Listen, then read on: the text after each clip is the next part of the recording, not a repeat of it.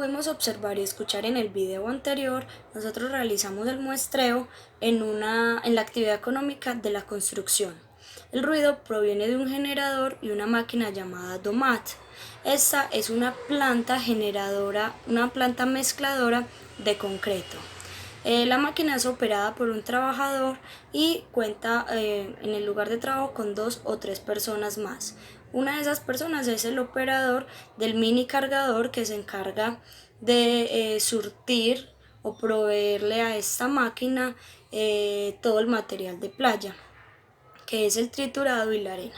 Y las otras 2 personas son las que se encargan de proveer a la máquina del cemento. La máquina se pone en funcionamiento a necesidad, es decir, que según la cantidad de apartamentos que necesiten vaciar, ese es el funcionamiento que va a tener la máquina.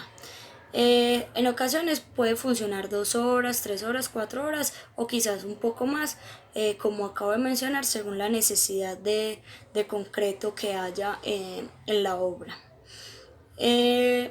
Como escuchamos, el ruido es un poco fuerte, pero entonces el trabajador no está todo el tiempo al pie de la máquina. Él va, organiza la máquina, la pone a funcionar, se retira unos instantes, al ratico vuelve, le da otra vez una revisión para que todo esté funcionando bien y así sucesivamente.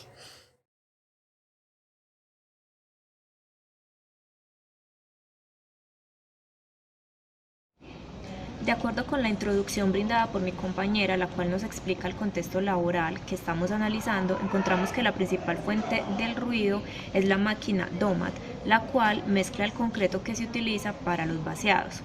Esta es la que produce el ruido que podemos evidenciar.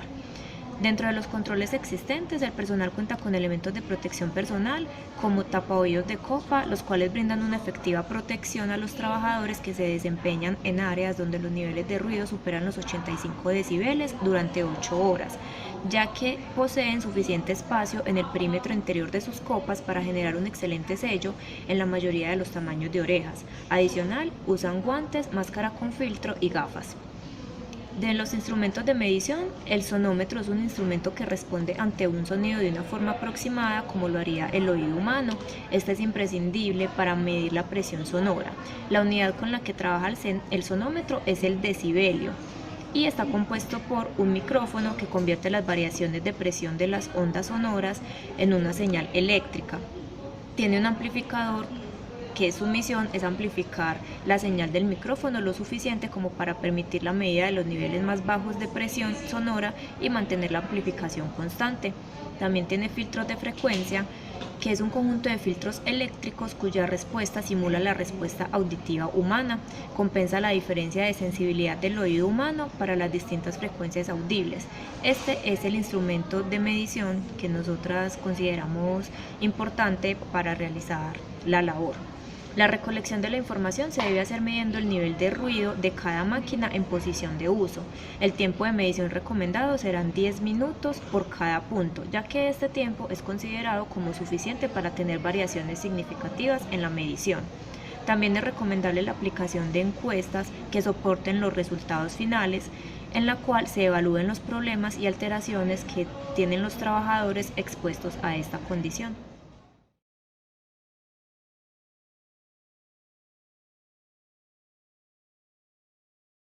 Hola, mi nombre es Tatiana Villa, voy a realizar los puntos 5 y 6 del trabajo de riesgo físico, en este caso el ruido. El punto 5 es la normatividad que nos aplica, para este caso sería la resolución 8321 de 1983, por la cual se dictan normas sobre protección y conservación de la audición, de la salud y el bienestar de las personas por causa de la producción y emisión de ruidos. Por otro lado, tenemos la resolución 1792 de 1990, por el cual se establecen los valores límites permisibles para la exposición ocupacional al ruido. Punto número 6 son los efectos en la salud que puede producirse por la contaminación auditiva. Para determinar los efectos sobre la salud se deben considerar la intensidad y la frecuencia del ruido y el tiempo de exposición. El ruido puede llevarnos al deterioro de la salud auditiva, física y mental. Si vamos a hablar de la parte auditiva, Este nos puede generar una pérdida temporal de la capacidad auditiva, conocida como fatiga auditiva, que se puede recuperar con un reposo sonoro. Si no se toman las medidas pertinentes, no se usan los elementos de protección adecuados, las consecuencias pueden ser más graves. Podemos llegar a tener una pérdida permanente de la capacidad auditiva, conocida como hipoacusia, que hoy está considerada por la legislación como una enfermedad laboral. Por el lado físico, si los sonidos son mayores a 85 decibelios, puede producir gastritis, colitis, aumento del colesterol, triglicéridos con un riesgo cardiovascular, aumento de la glucosa en la sangre. Ahora por el lado mental,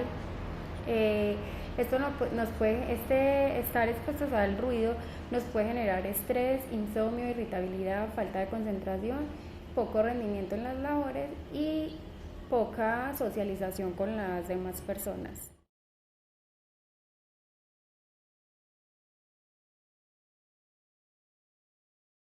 Mi nombre es Laura Vallejo. En este momento les voy a hablar sobre los valores límites permisibles.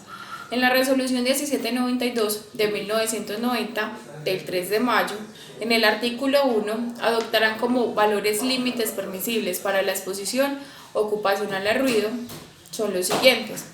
Para la exposición durante 8 horas son 85 decibeles, para la exposición durante 4 horas son 90 decibeles, para la exposición durante 2 horas son 95 decibeles, para la exposición durante 1 hora son 100 decibeles, para la exposición de media hora son 105 decibeles, para la exposición durante un cuarto de hora son 110 decibeles, para la exposición durante un octavo de hora son 115 decibeles. En ese momento también les voy a hablar sobre el plan de acción. Inicialmente, para nuestro plan de acción se puede tener en cuenta la medición de ruido para identificar el número de decibeles que trae la máquina durante la exposición del tiempo del trabajador. De acuerdo con los resultados, ya se tomarán las acciones correctivas o preventivas, de acuerdo a la situación presentada. En este caso, se logra identificar que la máquina presenta altos niveles de ruido. Por lo tanto, las acciones a implementar serán preventivas, ya que a la fecha no han presentado situaciones de pérdida auditiva en el personal. Las medidas son medición de ruido, exámenes médicos, mantenimientos periódicos, elementos de protección personal, aislamiento de máquina y lista de chequeo.